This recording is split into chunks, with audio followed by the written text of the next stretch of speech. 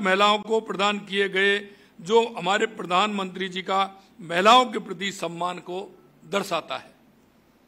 राजस्थान में जनधन योजना के तहत 3,69,00,000 लोगों के खाते खोले गए। प्रधानमंत्री सुरक्षा बीमा योजना में 2,52,00,000 लोग लाभान्वित हुए हैं। प्रधानमंत्री जी का सपना है कि भारत पुनः विश्वगुरु बने, जैसा कि वह प्राचीन काल में था। उनके नेतृत्व में भारत ने न केवल आर्थिक और तकनीकी प्रगति की, बल्कि अपनी सांस्कृतिक और आध्यात्मिक विरासत पुनः स्थापित हुई है।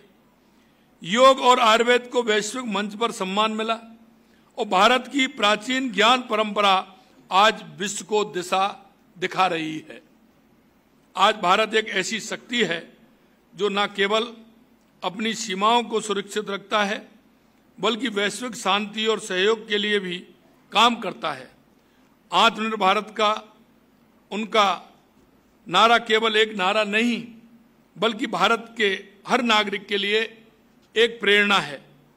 आज हम सब मिलकर माननीय प्रधानमंत्री श्री नरेंद्र मोदी जी का हृदय से आभार व्यक्त करते हैं, जिन्होंने भारत को एक नई ऊंचाइयों पर पहुंचाया। लेकिन यह यात्रा यहीं समाप्त नहीं होती है। हम उनके नेतृत्व में और अधिक मेहनत करनी है, ताकि भारत 2047 तक एक विकसित और समृद्ध शक्तिशाली राष्ट्र बने। आप सभी का बड़ी संख्या में यहां आने पर बहुत बहुत धन्यवाद। निश्चित रूप से केंद्र सरकार की जल कल्याणकारी योजनाओं को आम जन तक पहुंचाने में हम सबका ये प्रयास यथावत रहेगा। और आपके माध्यम से मैं इतना भी कहना चाहता हूं मित्रों, लगातार मीडिया का जो सहयोग मिल रहा है, क्योंकि देश की बदलती हुई स्थिति 2011 के बाद आम जन को यह परिवर्तन महसूस होने लगा है। और मैं इसके लिए आप सभी को भी धन्यवाद देना चाहता हूं कि आप भी उसके माध्यम बने हैं। आप भी उन जन कल्याणकारी योजनाओं को, देश में जो दुनिया में भारत का जो सम्मान बढ़ा है उसके लिए, अर्थव्यवस्था में जो मजबूत हुए उसके लिए आपका भी उसमें बहुत बड़ा योगदान है। इसके लिए भी मैं आपको भी बहुत बहुत धन्यवाद देता हूं, साधुवाद देता हूं, क्योंकि अगर हमारा राष्ट्र मजबूत होगा तो हम सभी मजबूत होंगे।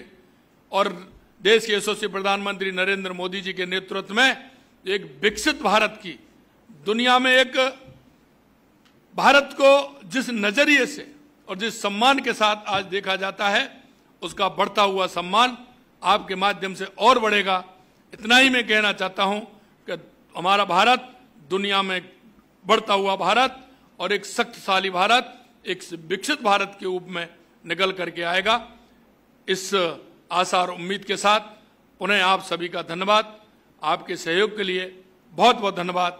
जय हिंद, जय भारत, जय राजस्थान। धन्यवाद माननीय मुख्यमंत्री जी। एक बात सही कही है कि केंद्र सरकार के कामों को इस प्रेस वार्ता में संक्षेप में करना बहुत मुश्किल है, लेकिन निश्चित रूप से गागर में सागर भरने की कहावत को आपने चरितार्थ किया है और संक्षेप में आपने केंद्र सरकार की उपलब्धियों को इस तरीके से रखा है कि आपके सामने विराजे हुए ये अति सम्मानित बुद्धिमान वर्ग, माननीय पत्रकार बंधु, आपने एक कहा ये 10 समझेंगे और निश्चित रूप से केंद्र सरकार के 11 साल बेमिसाल के बारे में जानकारी पूरे प्रदेश के अंदर फैलाएंगे।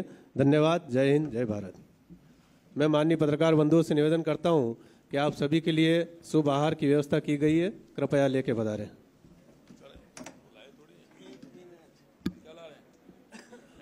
राजस्थान के अंदर जो उपचुनाव में भारी सफलता माननीय मुख्यमंत्री जी और प्रदेश अध्यक्ष जी के नेतृत्व में भारतीय जनता पार्टी को मिली है, मैं माननीय महामंत्री जी, उपाध्यक्ष जी को निवेदन करूंगा कि कृपया आप मिठाई खिलाकर हमारे माननीय मुख्यमंत्री जी और प्रदेश अध्यक्ष जी का मुंह मीठा कराएं और आज की इस जीत में सभी जने शामिल हों।